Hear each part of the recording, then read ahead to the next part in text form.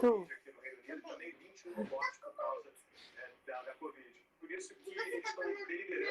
Tá gelado. Priscila Silva, você está com seu microfone ligado. Está com o microfone prendido. Ai, perdão.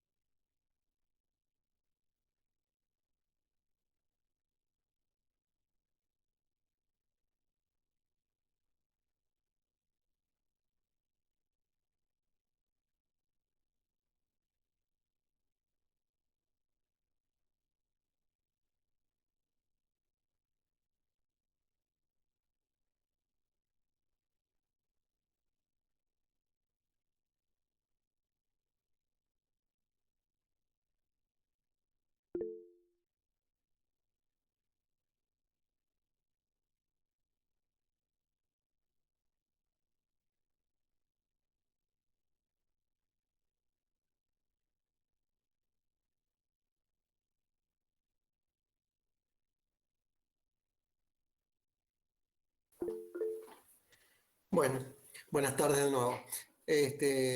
Vamos a comenzar entonces con el caso clínico. El caso clínico viene referido o tiene que tener referencia a un deterioro del sensorio. Una pequeña introducción. El deterioro del sensorio significa la falta de respuesta del paciente con el entorno. Ese deterioro del sensorio puede ser en más o en menos. ¿Qué significa en más? En más que puede estar acompañado de otros signos, como ser un deterioro del sensorio con excitación psicomotriz. O en menos, un deterioro del sensorio con signos y síntomas que nos hacen pensar en un cuadro de tipo comatoso.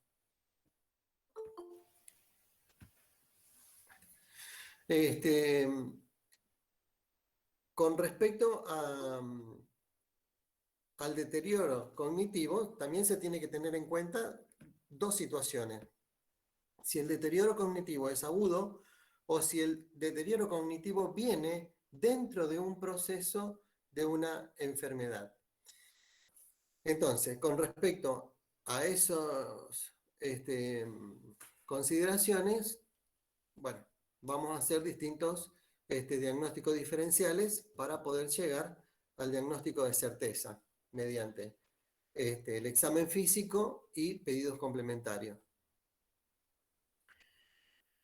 Con respecto al tema que nos ocupa hoy, se trata de un paciente masculino de 64 años de edad que ingresa a la guardia por un cuadro de deterioro del sensorio con excitación psicomotriz.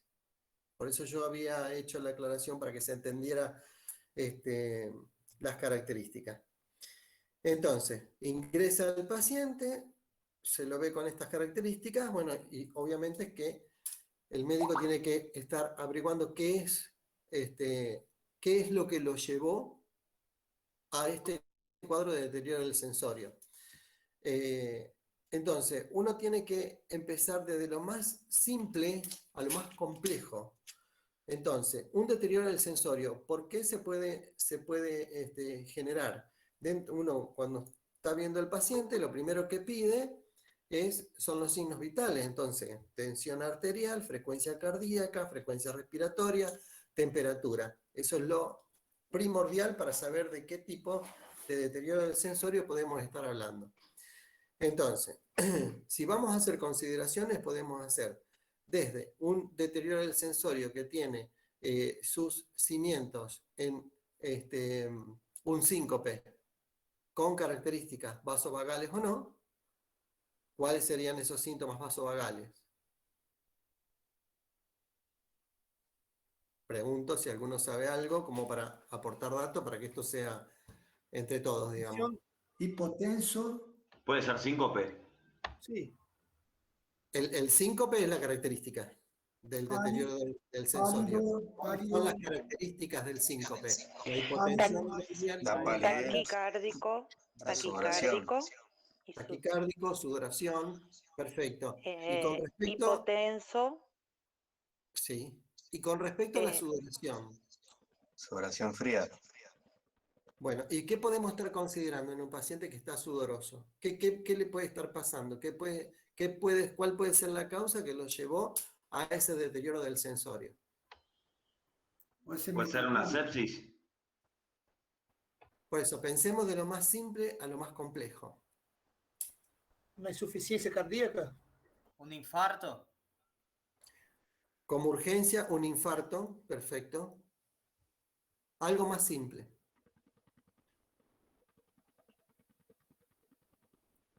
Una hipoglicemia.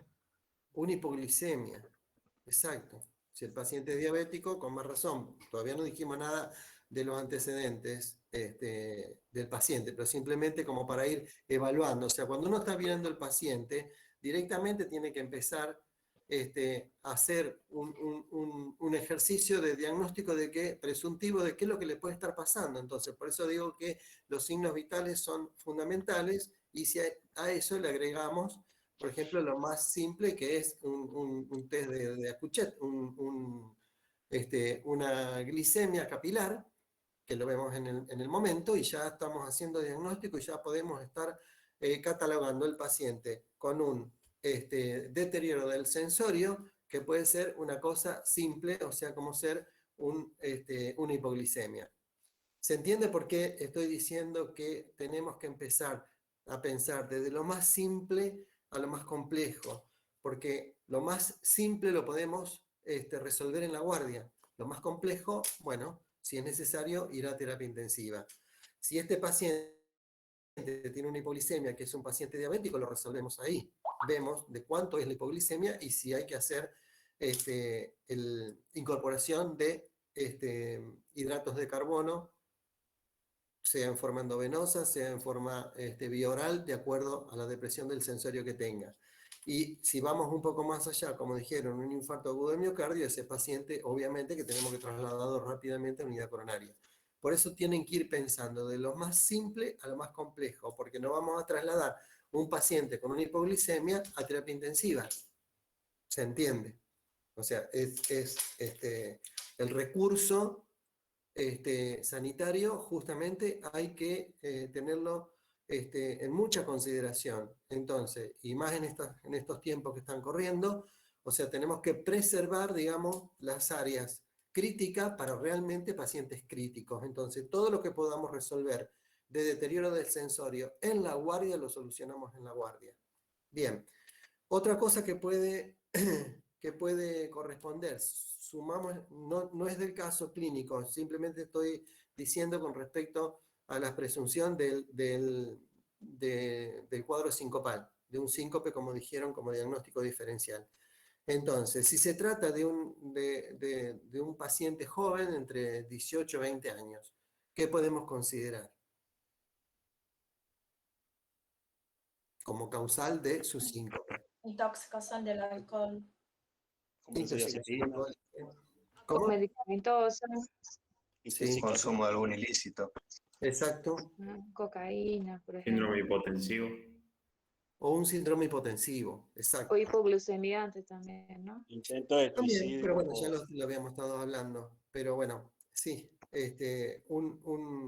ver si el paciente no estaba en un gimnasio, estaba haciendo excesivo trabajo, digamos, de actividad muscular y eso le ha provocado quizás una hipoglicemia si no ha tenido si es a la mañana y no ha tenido un buen desayuno. se dan cuenta que siempre tratemos de pensar lo más simple y después lo vamos a ir complejizando. Pero si nosotros pensamos de entrada que este chico de 18 años tiene un infarto y lo llevamos a terapia intensiva, me parece que Profe, no estamos pensando bien. profe, todas esas causas que nombraste son causas metabólicas. ¿Yo las puedo agrupar como metabólicas? Como metabólica, exactamente, sí, Y sí. ahí la diferencio de las causas neurológicas, claro, estructurales. Sí. Exactamente. A ver, bueno, y hablando, este es un tip, digamos, que de pregunta de examen. ¿Cuál es la causa más frecuente en un paciente mayor de deterioro del sensorio? Brusco. Déficit de vitamina B1. Ya Bueno, se ve. tenés que hacer ACV. el análisis. Deshidratación. ¿Cómo? Deshidratación. Sí, pero sí, está bien pensado, deshidratación. Pero bueno, como nombraron ACV, sería dentro de todo, para yo lo resumo, no lo vamos a dar acá en forma más compleja, pero bueno, lo podríamos considerar de acuerdo a las horas que transcurrieron, si es un accidente isquémico transitorio o es un accidente isquémico en evolución. Entonces, si se recupera, como dijimos, entre las 12 horas, ya sabemos que es un accidente isquémico transitorio, que puede provocar un episodio de depresión del sensorio y posteriormente su recuperación. Bien, ¿de qué nos valemos nosotros? ¿De qué parámetros nos valemos nosotros? ¿De qué score nos valemos nosotros para determinar este deterioro del sensorio y su profundidad, digamos? La escala de Glasgow. La escala de Glasgow. ¿Cuáles son los 3 ítems fundamentales que maneja la escala de Glasgow? La apertura ocular, el habla del paciente y los movimientos realizados. Motor. Perfecto, perfecto. Después ustedes verán a qué corresponde cada uno, o sea, si vemos con respecto a los síntomas relacionados con respecto al primer factor, sería lo ocular, entonces ahí tenemos 4 ítems. Con respecto al lenguaje tenemos 5 ítems y con respecto a lo motor tenemos 6 ítems. Ahí sumamos los 15, considerando 15 normal, 15 para 15, un paciente, como estamos nosotros, digamos acá, un Glasgow que sería de 15 para 15. Posteriormente, de acuerdo a las características que tenga cada uno, vamos restando.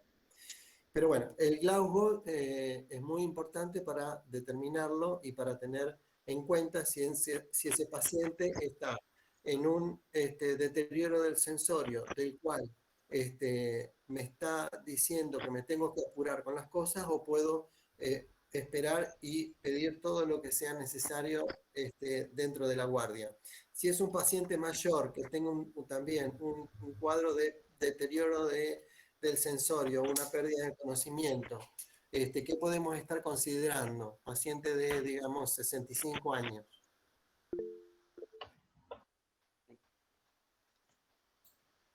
Si es diabético puede tener un deterioro por deshidratación hiperosmolar, por una hiperglucemia. Habría ¿Qué es frecuente el consumo de fármacos? que ver si es un cuadro crónico, progresivo, o si es un cuadro agudo. No sabemos. Por eso te digo, un cuadro de deterioro del sensorio, una pérdida de conocimiento brusca. Ya hablamos de ACV, ya hablamos de todo, o sea que no consideramos eso, vamos por otro lado, vamos a hacer otras consideraciones también. Una Si tuvo infección. alguna caída, Es muy frecuente. si tuvo alguna caída hace poco, porque puede ser por traumatismo encefalocraniano que tenga también deterioro del sensorio. Sí, sí. ¿Y de qué estaríamos pensando entonces ahí? Un hematoma subdural. Un hematoma subdural, exactamente. Bien, bien, bien pensado.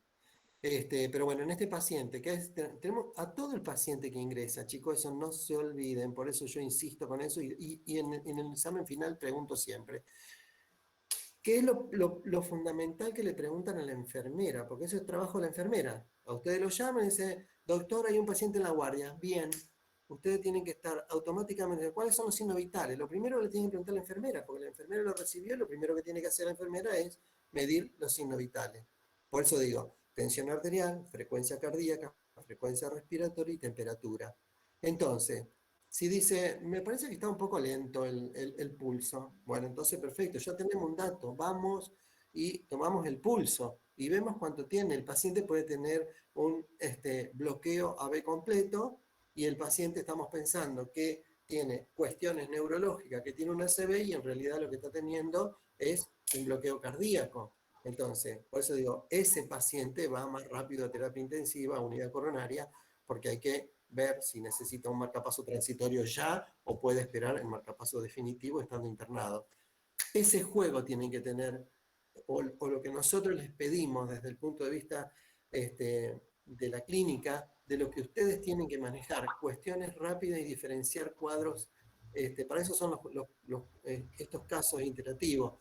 Es para pensar, para abrir la mente de que no solamente porque pienso en algo neurológico me quedo con eso, no.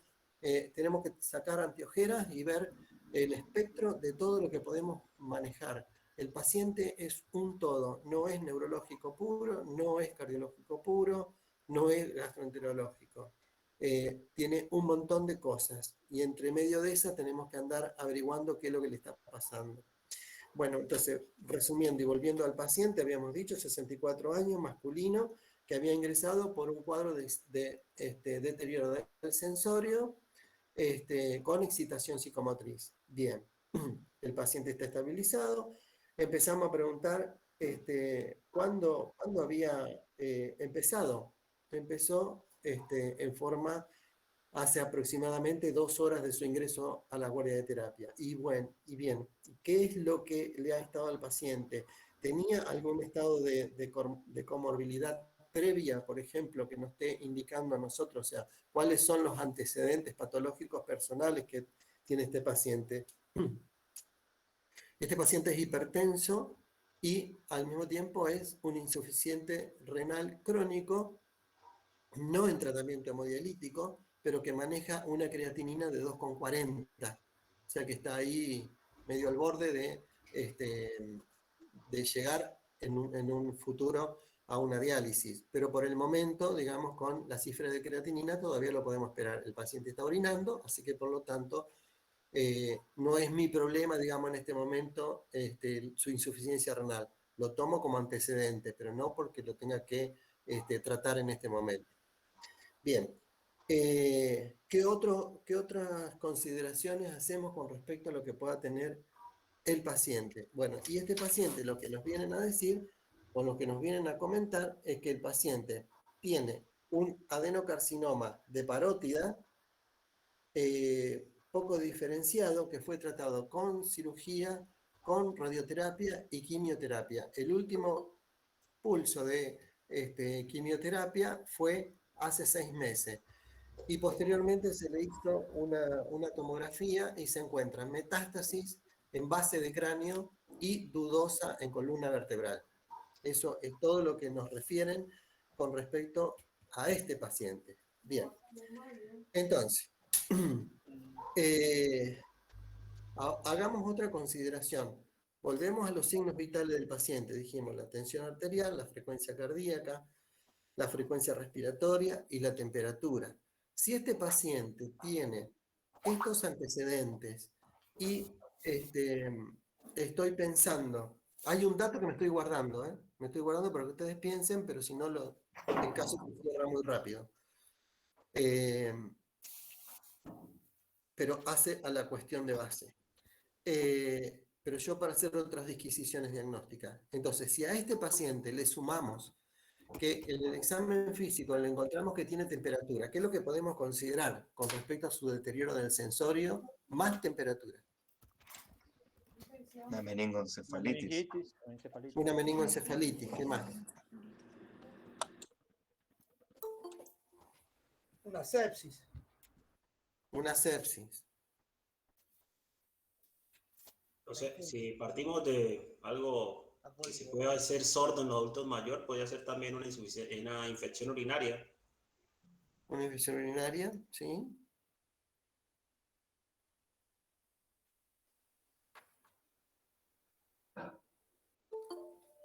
¿Un absceso? Exactamente.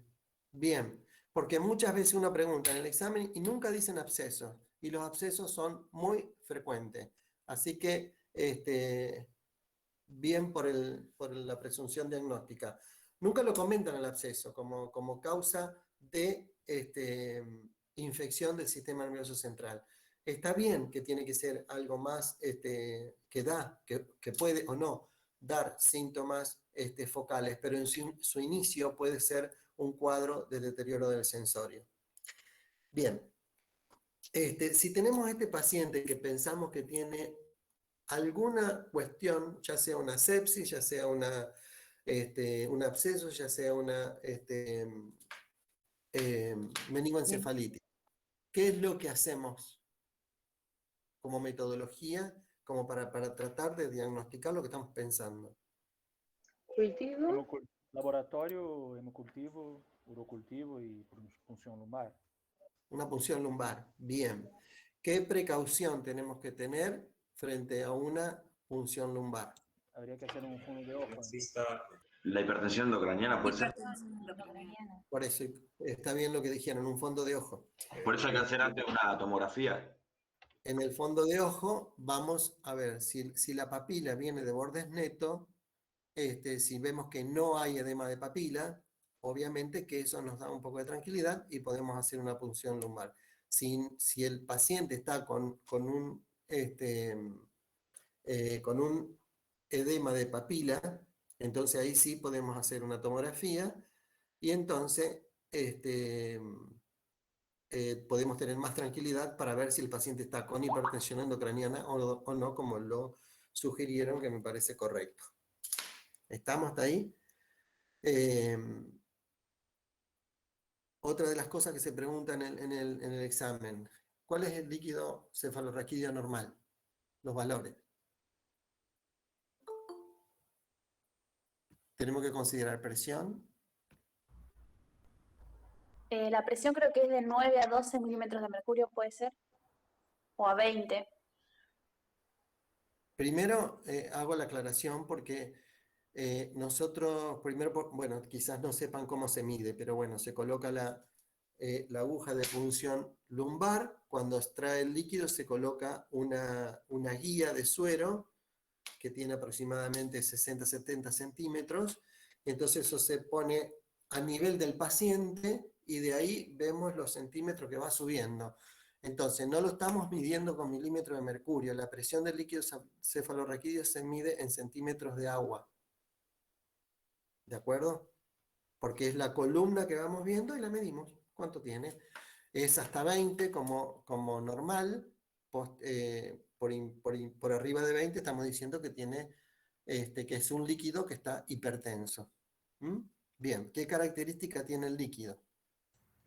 Normal. Tiene que ser Líquido claro. Cristal de roca, digamos. Líquido claro, cristal de roca. Bien.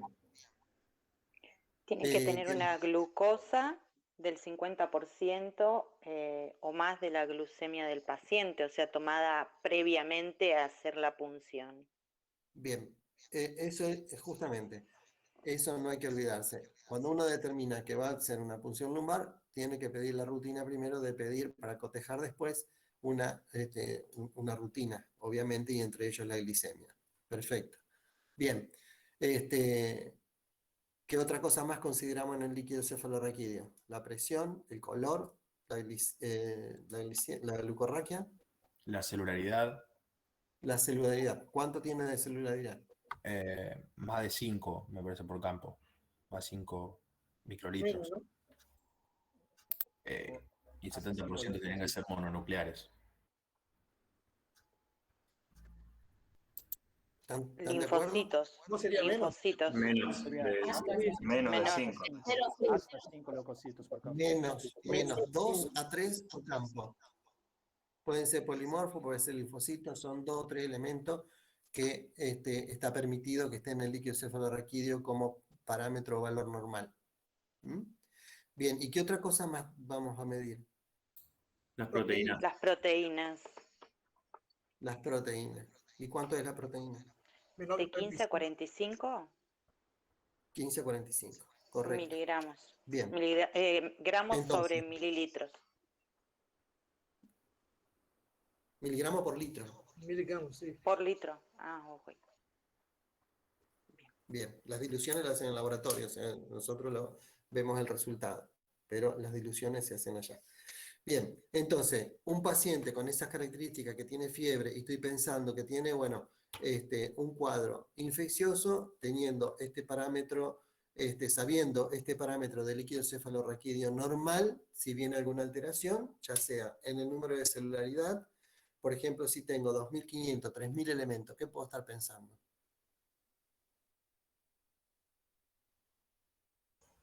Hay infección. Una infección bacteriana. Me quedo con el absceso como primera medida. Después veremos si el absceso es de qué tipo es de acuerdo al microorganismo.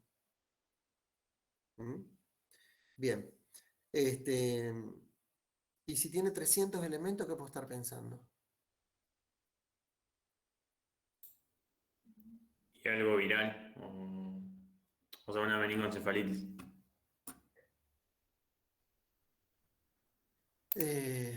Tomaría como que todo es una meningoencefalitis, pero bueno, ¿qué puede estar causando? Que yo tengo Sería más una 300 elementos. Una etiología más sobre la tuberculosis, sospecharíamos. Me gusta más Una por micosis. tuberculosis. Sí, sí, un O micosis. Recuerden que Una neoplasia. también recuerden que con respecto a los elementos tiene 1500 elementos y puede ser también una bacteriana o una viral. O sea, no cambia. Lo que sí, las infecciones específicas, como es la tuberculosis, cursan con un número de elementos no tan elevado, o las micóticas, por eso decía las específicas. ¿Estamos? Bueno, sigamos con este paciente. Este paciente se le hizo el fondo de ojo. Una pregunta, ¿sí sabe? ¿Cómo? Una pregunta rápida. ¿Se sabe cuál fue la presión arterial medida? Si estaba teniendo una crisis hipertensiva por la historia de ser hipertenso. ¿El paciente que estamos tratando, que estoy presentando? Sí, porque tenía una historia de hipertensión. Tiene antecedentes de hipertensión y al momento del ingreso estaba con 160/80. Ah, bien. Entonces estaba elevado, estaba teniendo una crisis. Bien. Digo por pensar una cefalopatía. Yo no estoy considerando ninguna crisis. Ojo con lo que están manejando con crisis, ¿no? 160/80 para un paciente de 64 años hipertenso, yo diría que es una presión normal para él. A 160. 160.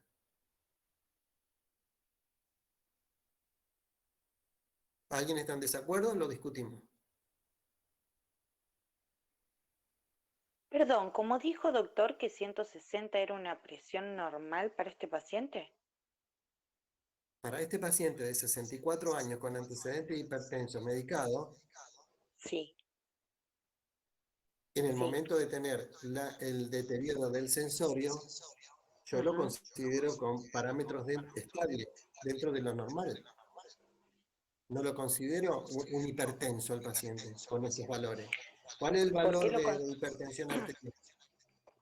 ¿Cuál es el valor de hipertensión arterial?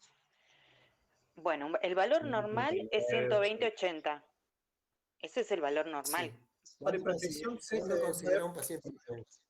Mayor que 130 de sistólica y 89 de diastólica. 140/90. Bueno. Igual no podemos pretender que tenga 120/60 ya si es hipertenso. Para él que es hipertenso, 160 está bien. Pero para algo Estoy existe el tratamiento, o sea, antihipertensivo, digamos, o sea, para mantener la presión lo más parecido a lo normal. En mi opinión, esa cifra que el profesor reporta... Ustedes tienen que entender una cosa. ¿Cuánto es 120/80 para un paciente de 30, 40 años, donde no está tomando ninguna medicación, donde el paciente no tiene ningún trastorno metabólico? un paciente sano. En un paciente sano, 120, 80 es lo esperable, es el parámetro normal. Un paciente con todas las características que yo nombré de este paciente, recuerden que hasta incluso tiene signos de insuficiencia renal crónica, y la insuficiencia renal crónica es uno de los síndromes que levanta la presión arterial, ¿o no? Totalmente. Sí, sí. Correcto. Sí. Es que, o sea, Bueno, entonces, si este paciente está con una diastólica de 80, yo no estoy diciendo que este paciente es hipertenso. No le voy a tratar la presión arterial porque tenga 160. Al contrario, en este paciente que tiene un gran deterioro con una enfermedad,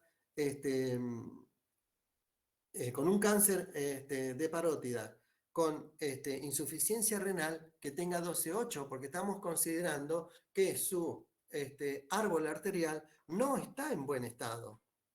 O sea, tenemos que considerar, obviamente habrá que pedirle un ecodoppler de vaso de cuello, un ecodoppler de alguna de las arterias si estamos viendo una disminución del flujo a nivel de miembros inferiores, ver si tiene alguna alteración o no. Pero considerando que es un paciente que tiene una patología vascular por el deterioro de la función renal, por el hecho de haber hecho quimioterapia, por el hecho de haber hecho radioterapia, que son todos consideraciones a tener en cuenta que van en contra de un paciente, es bueno usarlo obviamente porque, bueno, con respecto a los tumores que son radiosensibles o que son sensibles a la radioterapia, bueno, es la única alternativa que tienen. Pero yo necesito que este paciente tenga una presión de perfusión elevada. 160 para mí en este paciente es normal, porque yo necesito que, como se dice comúnmente, que llegue el agua al tanque. Entonces, esa presión de perfusión de 160, esa sistólica, me permite a mí saber que el paciente va a recibir sangre en toda su economía y no va a tener afectada. Si el paciente tiene 110 de tensión arterial, obviamente que voy a estar pensando en expansores plasmáticos, voy a estar pensando que le tengo que pasar noradrenalina porque el paciente no levanta la presión y por lo tanto no tengo perfusión. ¿Se entiende? ¿Se quedó claro o lo seguimos discutiendo? Perfecto. Bueno, sí, entonces perfecto, doctor. Yo lo que quiero que tengan muy en cuenta eso cuando dicen de hipertensión. La hipertensión está basada más en los valores de la presión diastólica. Recuerden eso, por encima de 90. 89, como dijeron ahí, es perfecto. Pero en este paciente con 80 y una presión de perfusión de 160 está dentro de lo normal. Bueno. Dicho esto, seguimos. Bueno, entonces, se le hizo una punción lumbar. La punción lumbar tenía una glucosa de 105 para una glicemia de 134, las proteínas de 78 y los leucocitos 1 por campo. O sea, un elemento por campo. Estamos viendo dos cosas acá, ¿no? Sí, está aumentados. La glucosa y la proteína. Bueno, la glucosa, pensamos en un paciente con estas características, después veremos el valor real de la glicemia. Pero hago hincapié fundamentalmente en las proteínas. Dijimos que tenía 78 miligramos por decilitro. ¿Está aumentado o está normal? Dijimos que hasta cuánto era. Hasta 45. Hasta 45, entonces está aumentada. ¿Qué le puede estar dando el aumento a este paciente? La actividad... Proceso inflamatorio. ¿Cómo? El proceso inflamatorio. ¿Cuál es el proceso inflamatorio? Si sospechamos una meningoencefalitis, por ejemplo, se puede asociar a eso, a la propia inflamación. Bien. Hago una aclaración. Dejamos de lado lo que estábamos viendo con respecto al paciente que tenía deterioro de sensorio más temperatura y volvimos al paciente actual. Entonces, voy a releer lo que habíamos dicho al principio. El paciente tenía o tiene un adenocarcinoma de parótida, poco diferenciado, tratado con cirugía, radioterapia, quimioterapia. Un diagnóstico reciente de metástasis en la base de cráneo, en plan de radioterapia. Y a nivel de columna dorsolumbar.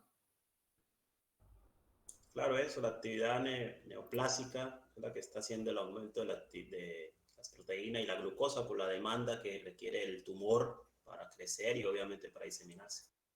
Perfectamente, perfectamente. Bien, bien, muy bien. Bueno, volvemos al paciente. Estamos admitiendo, algunos llegan tarde, pero bueno. Volvemos al paciente. Y yo dije la hora pasa, vuela. Yo dije en un inicio, de las consideraciones, que me guardaba un dato. Bueno, el dato es el siguiente, para abrir más el debate todavía. Este paciente con deterioro del sensorio, con su excitación psicomotriz, por el cual había ingresado a la guardia, donde se le preguntaron los antecedentes, que dijo hipertensión, insuficiencia renal, el adenocarcinoma, la metástasis, todo eso. El dato que me guardé fue que el paciente, bueno, ¿qué fue lo que motivó o qué es lo que tuvo? Porque este deterioro del sensorio fue agudo. Entonces, cuando preguntamos qué fue lo que tuvo, el paciente había tenido 45 minutos antes de su ingreso una convulsión tónico-clónica generalizada. O sea que en este momento estamos con un paciente con deterioro del sensorio secundario a un episodio convulsivo generado por sus metástasis cerebrales.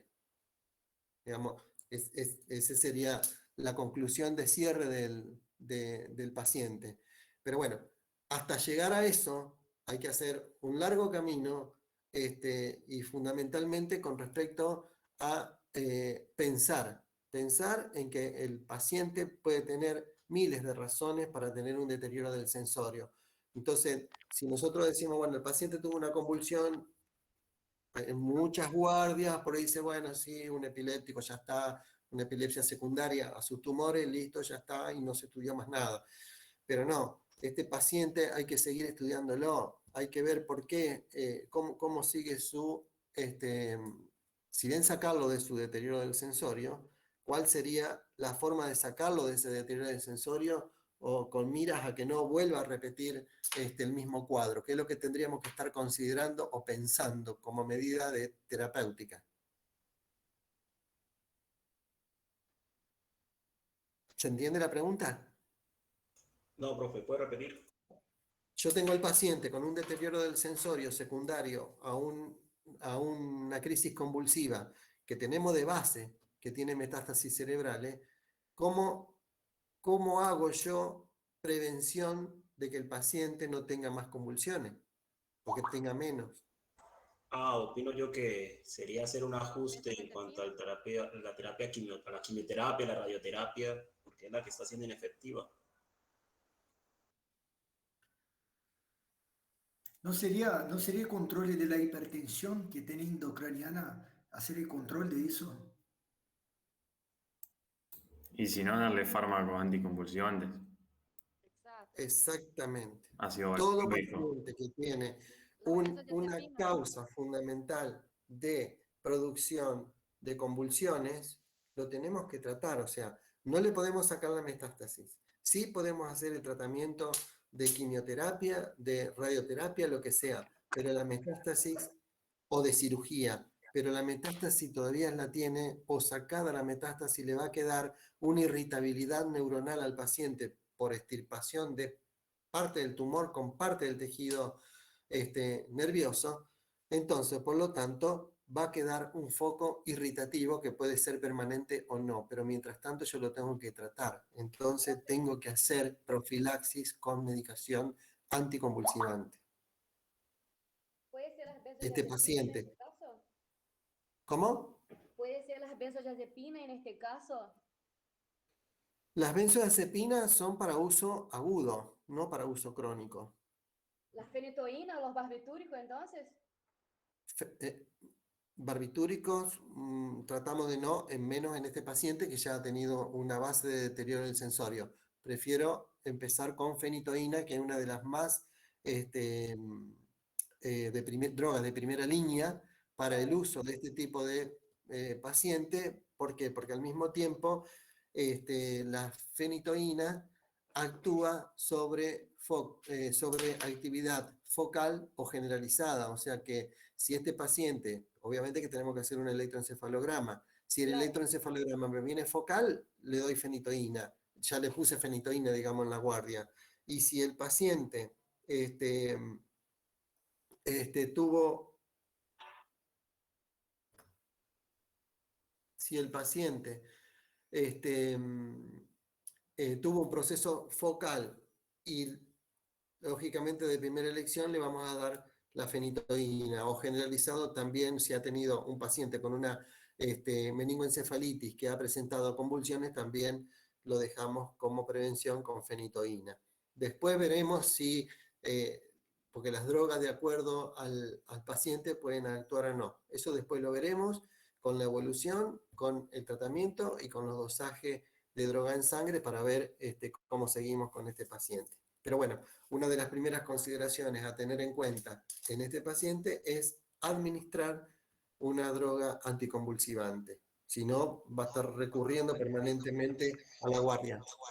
Doctor, una pregunta. ¿Puede utilizarse también el valproato de magnesio o la carbamazepina? ¿Sería lo mismo o no?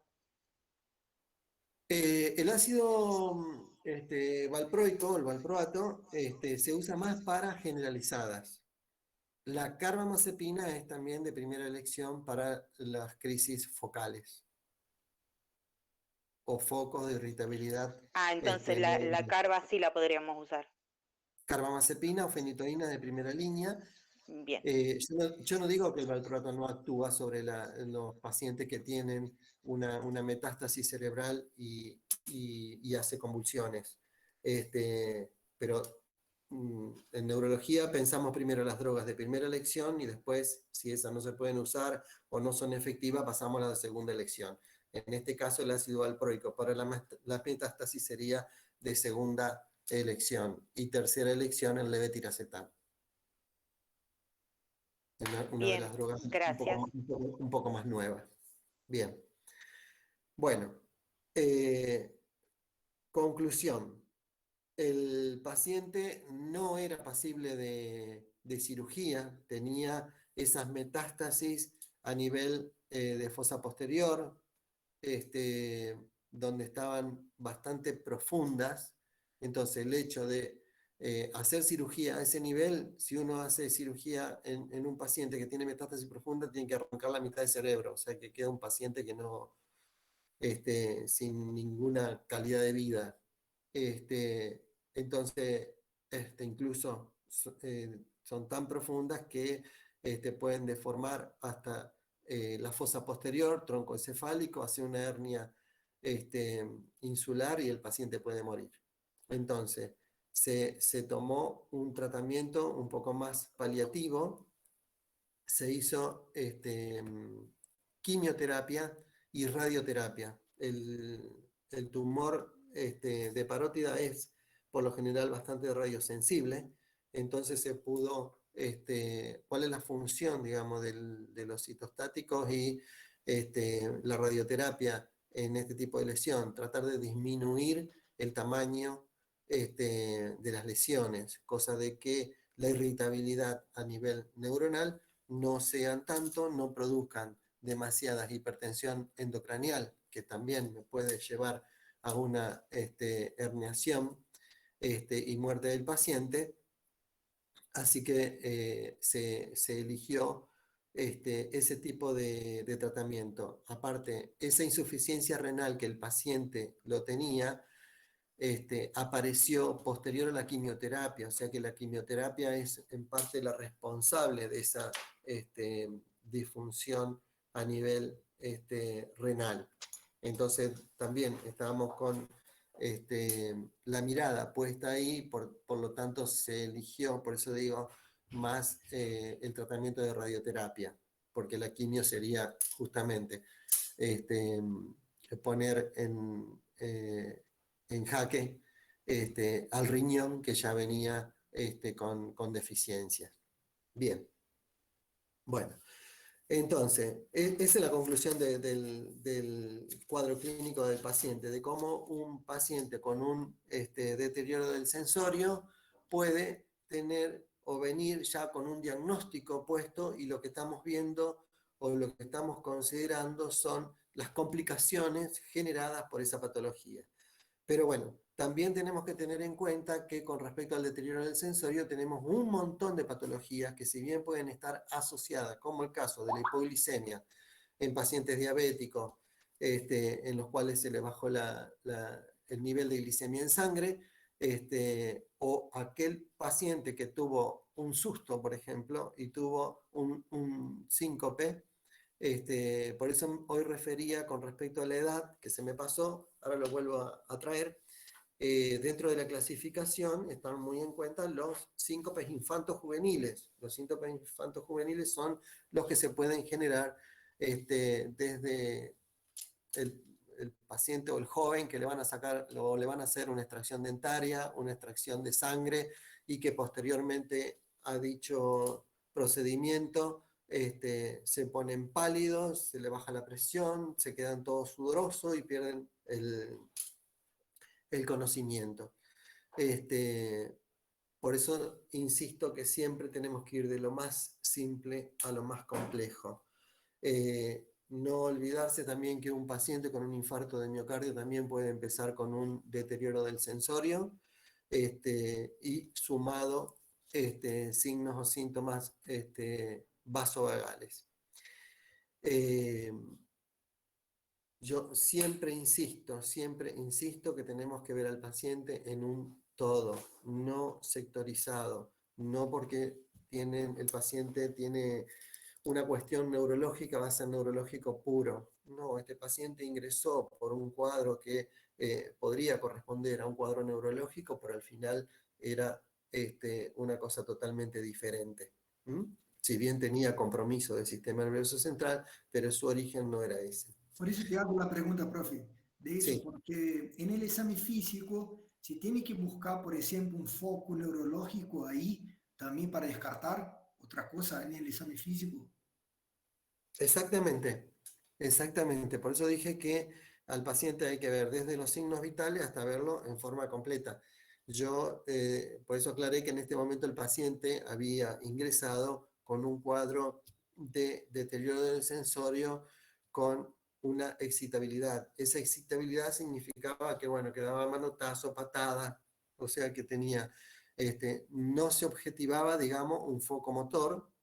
No podíamos objetivar en ese momento si tenía un foco sensitivo, porque no lo podíamos tener, digamos, no lo podíamos completar el examen físico, pero veíamos que foco motor no tenía ninguno, porque movía los 4 miembros. Entonces ahí no movía la cabeza, movía todo, entonces no consideramos. Pero sí puede ser que un paciente ingrese con un deterioro del sensorio sin excitación psicomotriz y que tenga un cuadro de paresia, una monoparesia, una hemiparesia, y nos está marcando, digamos, medianamente, también nos está ayudando para marcar como diagnóstico topográfico a qué nivel puede estar afectado. Sí, no sé si contesté lo que me preguntaste. Perfecto, sí, sí. Yo ahí en el foco neurológico tengo otra duda que dice con respecto a un paciente que ingresa en coma, ¿cómo voy a buscar un foco neurológico en un paciente en coma, por ejemplo? En el examen físico yo lo que tengo que ver. Recuerden que el examen físico neurológico tenemos el del paciente vigil y el del paciente en coma. Entonces, no sé si dieron coma. Sí, sí, dimos. Ya dieron coma, bien. Entonces, si ustedes recuerdan, en coma deben haber dado que lo primero que objetivábamos éramos las respuestas oculares. ¿Sí? Sí, sí, sí. veíamos si el paciente tenía movilidad espontánea de los ojos. Si el paciente no tenía movilidad espontánea de los ojos, intentábamos con la maniobra ver si el paciente tenía los reflejos de ojo de muñeca. ¿Estamos hasta ahí? Sí, profe, te escucho bien. Bueno, perfecto. Bueno, entonces, paciente que esté vigil o paciente que esté en coma, uno puede tener una apreciación desde el punto de vista neurológico. Si bien, obviamente, que un paciente que está en un coma profundo no nos da, digamos, muchos datos como para poder observar, porque si el paciente puede estar en un coma totalmente flácido o en un coma totalmente rígido, y eso nos quita valor a la semiología. Esos cuadros, obviamente, con un cuadro de deterioro del sensorio severo o profundo, obviamente que hay, como habían dicho, en primer lugar, pedir una tomografía de ingreso. Obviamente que en esos casos lo tenemos que hacer, o sea, mago y adivino no somos. Tenemos que buscar la forma de llegar a ver qué puede tener. En ese caso, sí, si el paciente está con un deterioro del sensorio, está con un coma profundo, obviamente que me voy a pensar, digamos, bueno, este paciente puede tener algo neurológico, vamos a tratar de ver qué es lo que es. Bueno, por ahí vemos o tenemos cuadros que son con deterioro del sensorio puros o severos, y que nos permite ver que su cerebro no tiene nada y que digamos que el paciente, como también habían dicho ustedes, habían tirado diagnóstico diferencial, el paciente puede estar haciendo una sepsis. O sea que vale mucho la apreciación en el momento, vale mucho el hecho de evaluar al paciente y decidir un estudio complementario. Gracias. Seguimos con las inquietudes. No, por favor. Otras preguntas. Nos quedan 3 minutitos.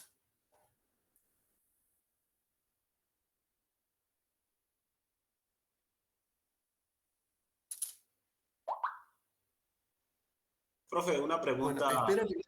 Profe, una pregunta.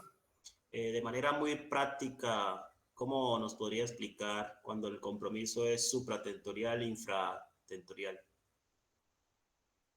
En cuanto al coma.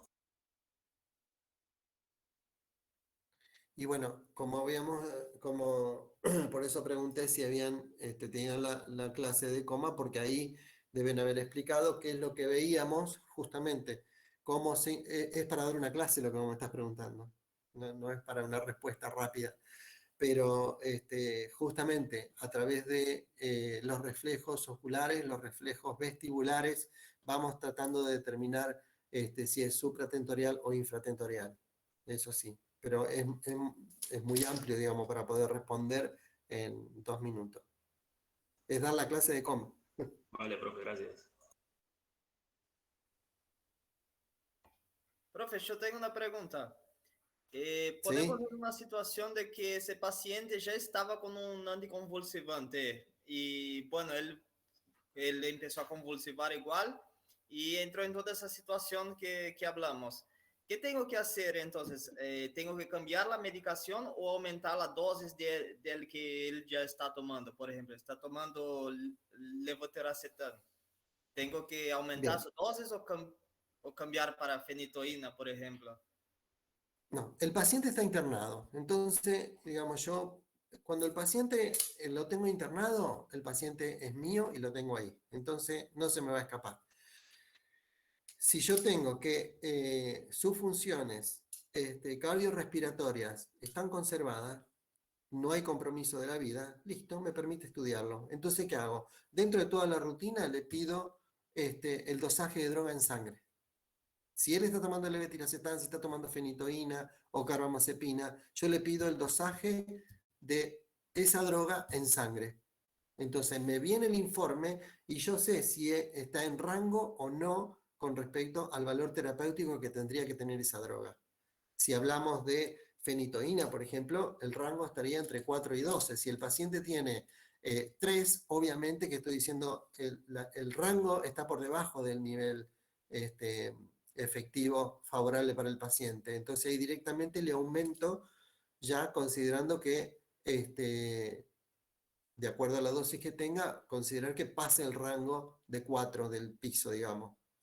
Y suponiendo que esté, si el paciente está en rango máximo, si el paciente está en 12 y sigue convulsivando, quiere decir que no le puedo agregar más, porque ya sería tóxico. Entonces, en ese caso, sí me considero cambiar la medicación. Sí, no, esa era mi duda, ¿viste? Por ejemplo, él ya estaba con 1, ahí así igual convulsionó. Si yo quiero saber si como tratamiento paliativo ahí cambiaría o aumentaría, pero ahí comentaste en el video. No, si yo estoy en rango terapéutico, suponte, seguimos con el ejemplo de la fenitoína, de 4 a 12. Si yo lo tengo al paciente con un nivel en sangre de 8, me permite aumentarle, porque hasta 12 yo puedo seguir aumentando la dosis con la fenitoína. Uno trata de no cambiar, uno solamente cambia la medicación cuando llegó a dosis máxima y no tiene efecto terapéutico. Entonces, en ese momento sí está indicado cambiar la medicación. Pero si el paciente, el dosaje está en rango y está por debajo de dosis máxima, yo tengo que seguir con esa misma droga. No puedo quemar una droga por decir, si tiene 5, no usa más, paso carbamazepina. Y si yo sigo manejando también niveles bajos, le voy a poner la carbamazepina a 5 y para llegar a 10, de 4 a 10 es la carbamazepina, no, la cambio porque no anda. Y así vas a cambiar un montón de drogas que estás quemando inútilmente. Entonces, una droga se cambia cuando llega a un nivel plasmático máximo y no tiene efecto. Se quedó bien claro el concepto ese, ¿no? Sí, doctor. Bien. Doctor, esto, o sea, ¿es de buena práctica o realmente se hace el dosaje de la droga plasmática? Porque, o sea, yo tomo medicación anticonvulsivante y me las han cambiado un montón de veces y nunca me la dosaron. Jamás me dosaron. O sea, ¿es una cuestión de buena práctica o sí se hace en los públicos, en los privados? O sea, se hace. Mira, yo trabajo en el Hospital Centenario, yo tengo el consultorio de epilepsia, yo hago epilepsia en el Centenario. Sí. Y también, aparte de neurólogo, soy neurólogo infantil y tengo un día de atención de chicos epilépticos de neurología infantes, perdón. El pedido del dosaje de droga en sangre se pide cada 4 o 5 meses. O sea que vos tenés que tener 3 registros anuales de cómo va el nivel de droga en sangre. Y acompañado de un electroencefalograma que se pide cada 6 meses. Excepto que el paciente tenga crisis convulsivas reiteradas, que puede cambiar su patrón eléctrico, entonces pedimos un electro mucho más seguido. Antes de los 6 meses. Antes de los 6 meses, obviamente. Pero son 3 dosajes de droga en el año y 2 electros de encefalograma. Eso es en la práctica y eso es lo que también estoy en la carrera de posgrado de médicos neurólogos, ahí en el Centenario, así que nosotros inculcamos eso a los médicos en formación. Bien, perfecto. Claro, o sea, más que una buena práctica sería cómo es la forma de trabajar, digamos. Es la forma de trabajo que no la inventamos nosotros los argentinos. Obviamente que eso es la recomendación, es un protocolo a nivel mundial. Protocolo, no me salía la palabra, protocolo. Bien. Exactamente, Gracias. El protocolo de seguimiento de paciente epiléptico es ese. Bien. Gracias, Lamento doctor. quien será tu neurólogo que no te pidió nada. Nunca. Bueno, si andás bien, está bien. Profe, yo tenía una duda. Bueno. Dentro del líquido cefalorraquídeo, no me quedó claro en qué caso pienso más un absceso según las características. A veces, no a veces, fundamentalmente, la mayor celularidad la tiene el absceso. Puede tener 3.500, 4.000, 5.000 elementos. Listo, gracias. Profe, usted Sí. mencionó de personas jóvenes que tienen síncopes ante situaciones de estrés. ¿Estas síncopes dejan alguna secuela, mismo que la persona vuelva a la normalidad? ¿No? No queda ningún tipo de secuela, no, en absoluto. Son las lipotimias o desmayos comunes, digamos. Claro. Bueno, muchas gracias. No, por favor. Bueno, espero que haya sido útil el caso clínico y bueno, y todas las disquisiciones que hemos hecho. A mí me gustó. Espero Muy que ustedes bueno. Sí, estuvo muy bueno. Buenísimo, Muchas profe. gracias. y Muchas gracias. les haya quedado claro. Gracias, Bueno, Sí, profe. muy bueno, un profe. Gracias. gusto. Nos Muchas veremos en el gracias, profe. examen. Bye. Chao. Chao. Chao. Chao. Chao. Chao.